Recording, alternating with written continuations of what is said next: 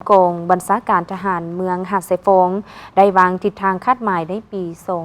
2026 ด้วยการผันขยายมติโกงประชุมใหญ่พร้อมกันเฮ็ดสำเร็จหน้าที่ที่การจะตั้งมอบหมายให้กองบัญชาการทหารเมืองหาดไซฟงนครหลวงวิงจันทร์จัดกองประชุมสรุปการจัดตั้งปฏิบัติเวียกงานรอบด้านประจำปี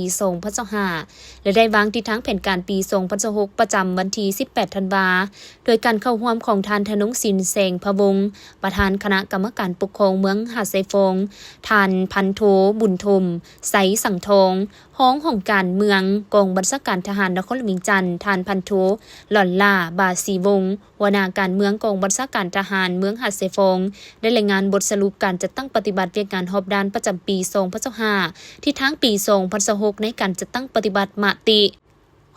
ของคณะพรรคกระทรวงป้องกันประเทศว่าด้วย4หน้าที่ใหญ่คือ26แผนงานและการจัดตั้งปฏิบัติ7ระบบ18เวียกของกองทัพให้ปรากฏผลเป็นจริงพร้อมนี้ก็ยังได้ยกให้เห็นต่อกับปัญหาที่เกิดขึ้นอยู่ในสภาพการของโลกและภาคพื้นโดยเฉพาะปัญหาข้อขัดแย้งทางด้านการทหารที่ก่อให้เกิดสงครามของบรรดาประเทศมหาอำนาจและส่งผลกระทบต่อหลายประเทศในโลกส่วนสภาพรวมและสถานะที่เกิดขึ้นอยู่ในเมืองหาดไซฟงระยะ1ปีที่ผ่านมาก็มีปรากฏการณ์ย่อท้อ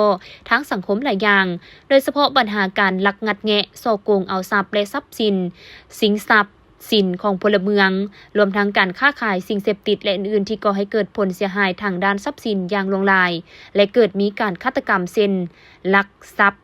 สิ่งทรัพย์พลเมือง168เรื่องส่อโกง4เรื่องตัวหยั่ว1เรื่องค้าขายยาเสพติด38เรื่องเสพยาบ้ากินน้ำกระท่อม9เรื่องและปัญหาอื่นๆสภาพสายแดน2เรื่องกักตัวได้4คนคนไทย1คนคนจีน3คนซึ่งได้น้ำโตไปให้แผนกสันติบาลส่วนสภาพกรมกองก็เห็นว่าพนักงานนักรบแม่นมีแนวคิดอุ่นเอียงเสื่อมั่นต่อการนำพาของพรรคคณะบรรษามีความสามัคคีและพร้อมการเฮ็ดสำเร็จหน้าที่ตามการจัดตั้งมอบหมายให้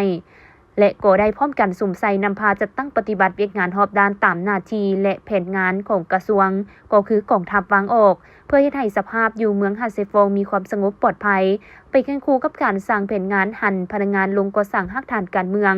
กับที่ติดพันกับเวียกงานการปฏิบัติเวียกวิสาเฉพาะสุ่มใส่ขบวนการสร้างครอบครัวและบ้านป้องกันชาติเข้มแข็งที่เตรียมจะออกใบยั่งยืนใหม่ให้กับ3บ้านคือ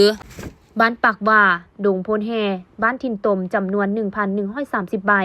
ทั้งยังสามารถทับประกันทางด้านเสบียงอาหารพลาธิการกับทีเพื่อตอบสนองสร้างความเข้มแข็งแก้ไขชีวิตการเป็นอยู่ของพนักงานนักรบกรมกองทางด้านข้าวปลาอาหารพืชผักและเครื่องนุ่มห่มโดยการสร้างแผนงานเพื่อผลิตและเป็นสินค้าสามารถสั่งรายรับเข้าคลังรวมจากการปลูกการเลี้ยงและการบริการอื่นๆทั้งหมด172ล้านกีบต่อปีส่วนทิศทางแผนการสู่ซน2026กองบัญชาการทหารเมืองหาดไซฟงจะสุ่มใส่จัดตั้งพันขยายมติกองประชุมใหญ่ให้มีผลสำเร็จ